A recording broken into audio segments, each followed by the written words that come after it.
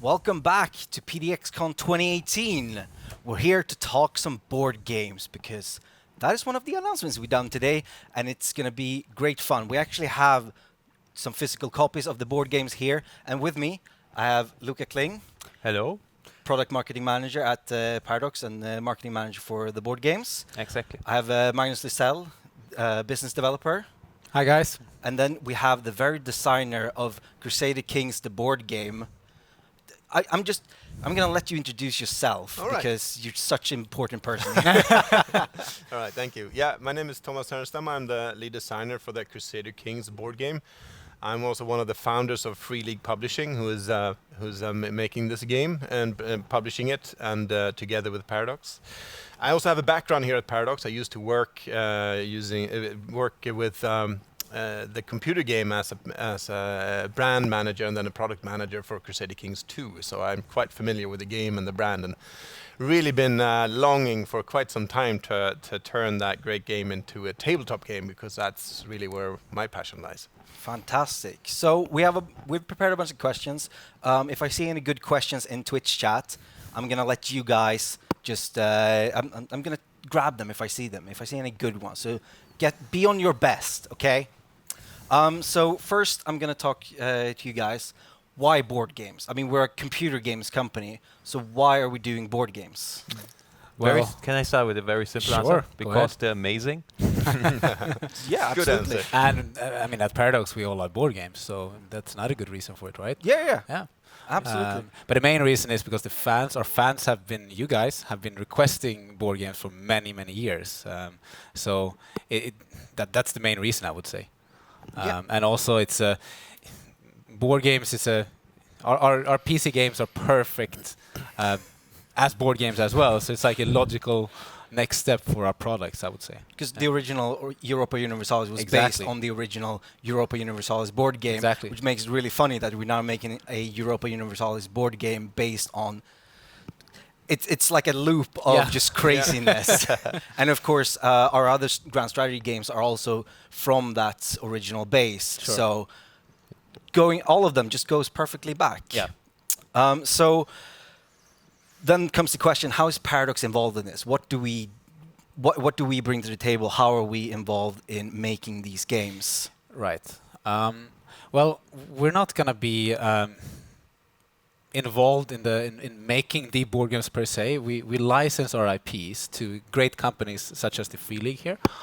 So, well, we're obviously gonna be involved and look at the products, play the products, and so on. So, but we're not gonna develop them ourselves. So it's not gonna have an impact on our PC games per se. So everyone who's looking forward to Holy Fury can breathe easy and make sure that is not being delayed because we're working on the CK board game. Right. I almost said the CK2 board game. That's a sequel, right? Exactly.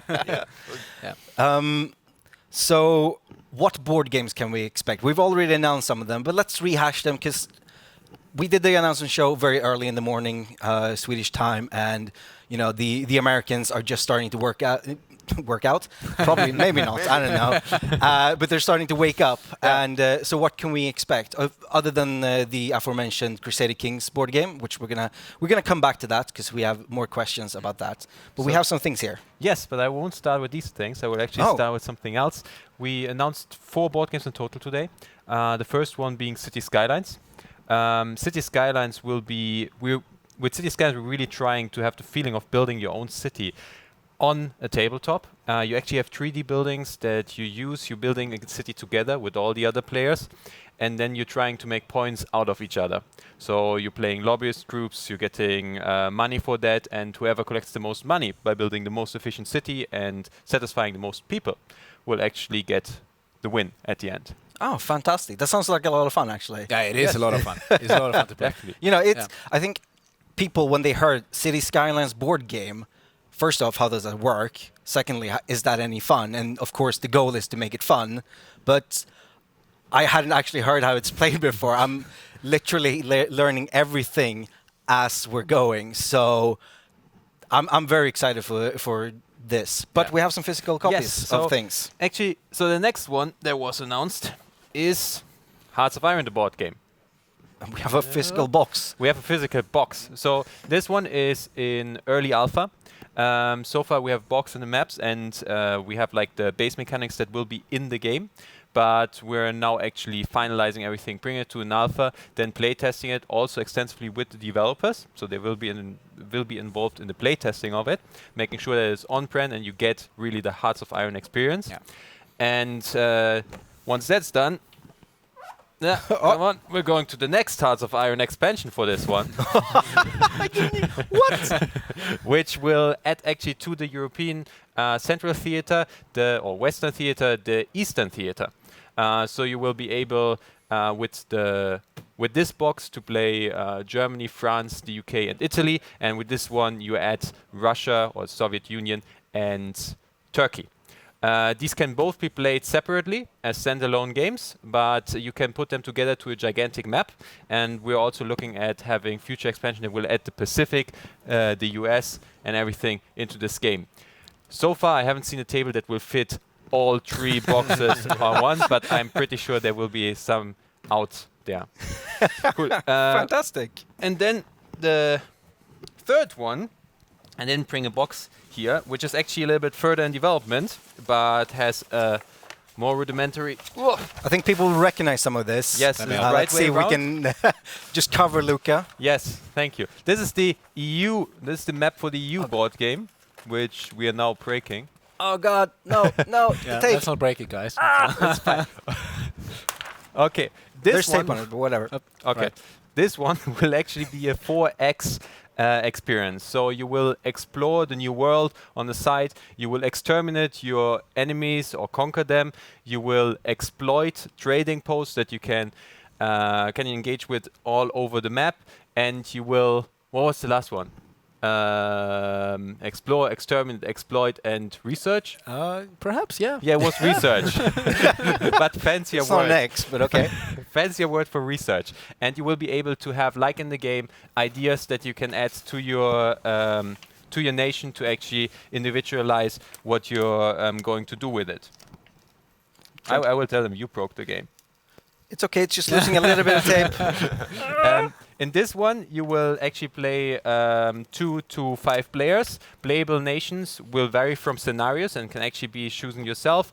Available will be the UK or England at the start of the game, France, Castile, Poland, together with Lithuania, the Ottomans, and Muscovy. And you choose based on, and actually Austria as the Holy Roman Emperor at the start of the game, and you will choose you will choose at the start of every game which nations do you want to play, so you have a high replayability together with all the different decisions you can actually take, because there are multiple ways to win this game. Fantastic. It's not so much as a question, but we have a suggestion to you, Magnus, in Okay. chat, which is a collaboration with IKEA to make tables that can fit these games. Well, that's a really good one, actually. Yeah, yeah, yeah. Well, That's a really I'm good gonna one. look into that. I can add something else. I mean, Yep. we are looking for more companies to work with when it comes Yep. to the board game. So if the fans have any, good companies that I would like to see us collaborating with, Yeah. we'll be happy to. Shams, get yeah. Ingvar Kamprad on the phone. Late for that, but Yeah, absolutely. So we had a couple of questions about the, because we just announced that we're doing effectively not downloadable content, but we're doing expansions for the Hearts of Iron board game. Right. So Yeah. what is the? I'm not asking for a specific timeline, but so will the Hearts of Iron base board game come out first, and then we're going to start looking into the expansion, or will they launch at the same time? So first I want to clarify, at the moment the goal is to have all of these expansions be standalone. So Okay. you can actually play them yourself. You can also play them yourself because they will have a single player game mode, but you can play them with a friend and not have to have the base game Okay. with it. So, But based on which one you get different scenarios. so it's not actually an expansion; it's an expand alone, as Exactly. people like to call it. Exactly. That's really nice, and I think a lot of people, because Hearts of Iron players, I feel, are very particular about the way they play. They want to play a specific way, and if you're more focused on the Eastern fronts, then or the Eastern theaters, then you might want to pick up that. And if you're more on, no, I want the West. The West is the best. then you'll pick up that one. Yes. So as I said before, at the moment in planning, we have the Western Front in Europe, the Eastern Front in Europe, and then the Pacific between the US and Japan. And as I said before, you will be able to combine them, but as standalone games, they will also work. Fantastic. So, what price range can we expect on these kind of titles? We obviously can't say anything specific, but are we talking? $1 or that depends on the game. Okay. We're currently looking at 2 components. We're trying to have the most for the buck you actually spent, of course. And as somebody who plays board game himself, I know costs are always an issue, but I also know that it's what do you get for these costs, right? Do I get plastic minis? Do I get standees? So on. So we can't really say yet what will be the price point because it will be highly depend on what can we actually put in the box to make it really feel like the game. Fantastic. And when can we play them? So drum roll or actually no. So we have different timelines for the different games. Yeah. So for Hearts of Iron, for this game, we're looking at play start in early 2019 or sales early start. Next year. Early next year. Yeah. We're early next year for EU. We're looking at, I would say, mid-end 19. And I mean, it depends a little bit on how it goes with the development, obviously, but exactly. And then on cities, we're discussing some deals, and it might even be end of this year. Oh, very cool. Very cool. It will most likely be I mean, next year. Dates pending. Yeah, yes, exactly. That's what we're aiming for, but I think everyone knows that games do tend to get delayed sometimes. Yeah, we want to make great games, so we don't want to rush things. So exactly. The real answer is when they're ready. Yeah, exactly. All That's right. a very good answer. So we've been skirting around the CK board game, and I've seen a question here in chat that I'm actually wondering myself, and I'm not sure if I'm going to ask it. But so we have the Hearts of Iron 4 board game, but it's the Crusader Kings board game. Is there a reason for Let's actually clarify. This will be the Hearts of Iron experience. At the moment, we're using cover art for Hearts of Iron 4. Yeah. Okay. For this prototype, so it will be actually Hearts of Iron. So the final version will be Hearts of Iron, the board game. Exactly. Right. Well, that answers Twitch chat. Fantastic. Yeah, great question. Finally, let's move on to the Crusader Kings board game. So, of course, would you guys say that this is the board game that is the furthest along? Definitely. It's the closest to release. Yes. Yeah, all right. So, Thomas, how have you managed to capture the feel of the grand strategy game that sort of almost set grand strategy games on the more wider map as they are? Yeah. The map that includes India. Exactly. How have you captured this into a board game? Yeah, that's the real challenge, isn't it? Especially Crusader Kings is also its own special kind of brand because it does not only have the grand strategy, but that is part of it. But the other part is equally important, and that's the stories and the characters and the drama and that medieval, juicy, backstabbing stuff going on all the time. Yeah. And that needs to be in the board game too. So and getting all of that, and I mean, the computer game, a single campaign can take hundreds of hours to play. Obviously, that doesn't work in a board game. So we really needed, and our goal with this game is that we've condensed that all down to a tabletop experience you can actually play and complete in 2 or 3 or 4 hours with your friends. And that's done by really focusing on the core things. I mean, at the heart of the game, this is a prototype, so it's not final, but it will be of this kind of size. If you had told me this is final, I would have totally believed you. It looks very official. Yeah. It's a nice little prototype, but Yes. there is a lot of things still that will be tweaked, both in terms of rules balancing and production and so on. The game will be full of miniatures, at least 70, possibly more, depending on. We'll get to that, but we're kickstarting it, so that might change. And you will have the map, the grand strategy, and fight over provinces and territory between these different dynasties. That's part of it. But to be able to do that over the long run and be successful, you will need to groom your dynasty and your family. Make sure the right heir inherits the throne. If you get some useless inbred son, you might need to send him off to the Crusades and hope he doesn't make it back, so that other younger son who's a bit more promising might actually inherit the throne instead, because your starting king will not survive the entire game. He will die at some point. So it's perfect. Yeah. Yeah. All right. There we have a good look at the front cover. Oh yeah. Lead your dynasty to triumph. That's the idea.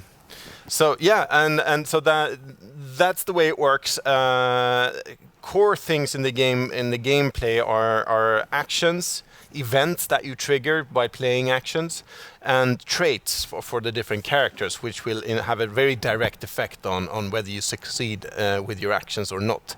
And these traits of your dynasty will change as you play, depending on who you marry, what kids you have, and how it all plays out. And who kills you, and who kills you after a while, yeah, because there's that too. Of course. Yeah. So then comes the question, why Kickstarter? Yeah. Well, that's I got that question before earlier today as well. For in the Free League Publishing, this is our, I believe, 16th Kickstarter, if I'm not mistaken. So we have been doing Kickstarter for quite a long time. Our background is primarily in tabletop role-playing games. That's sort of where we come from. And we've been kickstarting those for quite some time, and that's sort of how we built the company almost. That's sort of what we do. So we have a great Kickstarter community. People come back for the next Kickstarter. It's a great way to communicate with fans, to get feedback. So in our experience, it's really cool, and it's been doing. We really enjoy doing Kickstarters.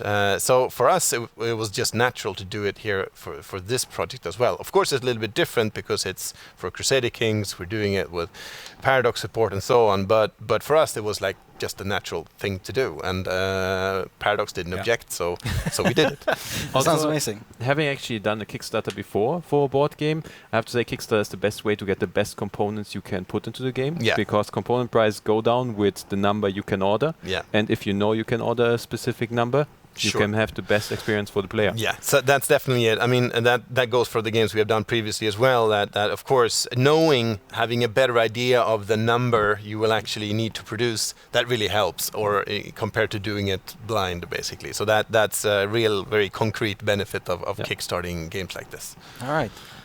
So Magnus and Yeah. Thomas, could you talk a little bit about how Paradox has worked together with Free League to develop this? Like, where did Paradox put their fingers? So to say. Sure. I mean, like I said previously, we licensed the IP to the Free League, and well, Thomas, you have a long history with Paradox, so it was a pretty Yeah, in that sense, of course, Yeah. that I mean, the project needs to have its own merits, but Yeah. of course, it didn't hurt. I guess mean, you know that the brand I knew perfectly, the so brand. yeah. We knew each other. Exactly. That obviously helped in the being, but then after and you that, licensed another IP from us before. So this is actually the second Exactly. Paradox IP that we're Yeah. licensing. The first one is Coriolis, which is a Oh. tabletop RPG where the IP is actually owned by Paradox. Not Yeah. many people know this, but it is. I didn't. So So it's actually our fantastic. second licensing partnership Yeah. together. So that also made it easier. But apart from that, I mean, we have been developing the game at the Free League, but it's really important to us that it feels CK, that the studio feel that this represents the brand well. So we've been playtesting it several times with the crew from 3DS, the Crusader Kings team, Henrik Foreyas and the others. To get their feedback on it. Lots of great feedback, so there's definitely stuff in there that was their suggestion. And just to make them feel that this is really a game that represents Crusader Kings well. So that's, I mean, formally, of course, you have the chance to stop us basically at any time, but hopefully you won't do that. But we do want, but we do want your feedback and really to make you feel that this is a good game that Paradox also can be proud of. Yeah. And I mean, we wanted to be very true to the brand, so that's why all the people from Paradox are involved playtesting the games. Yeah. So. All right, so we have the Kickstarter up on the screen. Maybe we shouldn't show off the comments the first thing we do. But I thought we'd just run through the sort of what you can get from the Kickstarter, what it is, and hopefully someone, a moderator in chat, can drop the link so everyone can go and check it out. That'd be so great. If we go over to that screen, looking at the booth, perfect. So here we have Crusader Kings, the board game, lead your dynasty to triumph. Yep. And oh my God, we've almost met our goal in a couple of hours, which is fantastic. Yeah, nice. Great. So happy for that, and we still have 31 days to go. Yep. So, of course, Kickstarter comes with reward tiers. So I know that there are for consumers, there are two reward tiers that you can expect. Sure, that's right. 2 tiers, 2 different rewards is what we have for like normal backers. Then there is a retailer one, but that's a lot of a bonus one. So basically, there is the standard edition. That is the entire game. You get 70 really cool miniatures and lots of cards, 300 cards, tokens, big map, all of that stuff. That's the standard edition. Then we have something we call the Royal Edition, and that will include basically more miniatures, at least already, or assuming we fund it, 4 more. The Spy Master and the Navy, they'll get ships and the Spy Master miniature. But there will be more of them if we reach some stretch goals. And what stretch goals do we have? Yeah, they're actually not all announced yet, but I can release. I can. We have at least one, right? We have some. I'll scroll down. So much information. If you want to learn more about the game, go to the Kickstarter. Absolutely, everything is there, so you can all see it. But with the stretch goals, the first one we have announced are the Longbowman, the longbow invention, and a steward. The miniatures, the design's already done, so you can have a look at those as well. And so if we unlock the first stretch goal, 2 of each will be included in the base game, and then there will be more miniatures added if we unlock further stretch goals, which we will announce later. These extra miniatures, they don't really change gameplay as such, but they sort of help visualize the game and your counselors and inventions and so on that you have in the game. So they're a useful and cool addition to the game, but it doesn't change. So the standard edition will contain the complete game as well, so it's fully playable as it is. But this is a little bonus, which is kind of nice. Fantastic. All right, I think we've sort of breached on the topics that we wanted to bring up, and we've taken some questions from the chat. How big are the miniatures in about they're about 30 millimeters. 30 millimeters? Like this, depending on the knights are a bit bigger. And if you use Imperial, that's about an inch. It's about an inch, a little bit over an inch tall. Yep. And that's something we're working hard on. I mean, the designs are many of them are mostly done. Some need some further tweaking, checking for historical accuracy, just make sure the right helmets are on there and so on. There's a little bit of tweaking to do there, but otherwise they're far along. And we'll show more of them as the campaign progresses, hopefully. Yep. Fantastic. All right, and to end this, I will ask a question that is asked in the trailer for the board games. Can I marry my horse? Yes, there will be some option for that, yes. This is something that's been come up, I think, in every play test session we had here today. Everyone loves Glitterhoof. Of course, yeah. So I'm happy to announce that you will, at least in the final, it's not in the beta, I'm afraid. Okay. But in the final game, yes, you will be able to marry your horse. Actually, I just remembered something. If anyone is watching from PDXCON, this is playable here, right? Oh yeah. Should mention that we have 5 tables going right now. We had they should be into their second session now, and we'll have 2 sessions tomorrow as well. And not even can you play them, you can also win one of them, because everyone who plays is entered into a tournament. And if you get the most points of all the players, we have some tie-breaking mechanism in case there is a tie. We'll win one of the 5 beta prototype copies that we have. Oh, fantastic. And can go home and play it right away. So make sure if you're at PDXCon, you want to check that out, because you could get a free game. Yeah. I mean, look how cool this is. The actual thing I'm going to end on is that yesterday we had press over here, and they playtested the game. And our PR guy, Jesse, told me that every single one of the press have been 15 minutes late to their next appointment after they started playing the CK2 board game or the CK board game because they would not stop playing. All right, I think that's all from us. Thank you for watching, and there will be more information about this coming in the future. Yes, definitely. Yes. Sure. Definitely. So we will. Goodbye, I guess. Thanks for having us. Goodbye. Goodbye. Bye.